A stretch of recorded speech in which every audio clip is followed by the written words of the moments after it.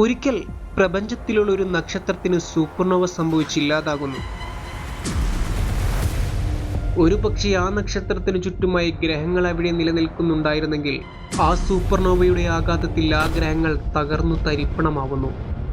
സൂപ്പർനോവയ്ക്ക് ശേഷം ആ നക്ഷത്രം ഒരു ന്യൂട്രോൺ സ്റ്റാറായി മാറ്റപ്പെടുന്നു. കോടിക്കണക്കിന് വർഷങ്ങൾക്ക് ശേഷം തകർന്നുപോയ ഗ്രഹങ്ങളുടെ അവശിഷ്ടങ്ങളും സൂപ്പർനോവയ്ക്ക് ശേഷം സംഭവിച്ച അവശിഷ്ടങ്ങളെല്ലാം കൂടിച്ചേർന്ന് മറ്റൊരു വിഭാഗം ഗ്രഹങ്ങൾ പ്രപഞ്ചത്തിൽ രൂപം കൊള്ളാൻ തുടങ്ങുന്നു. ഭൂമിയിൽ നിന്നും 2300ഓളം പ്രകാശവർഷം അകലെ നിലനിൽക്കുന്ന PSR B1257+12 എന്ന പൾസാറിന് ചുറ്റുമായി ഇത്തരത്തിലുള്ള 3 സോംബി പ്ലാനറ്റുകൾ നിലനിൽക്കുന്നുണ്ട് എന്ന് കരുതപ്പെടുന്നു.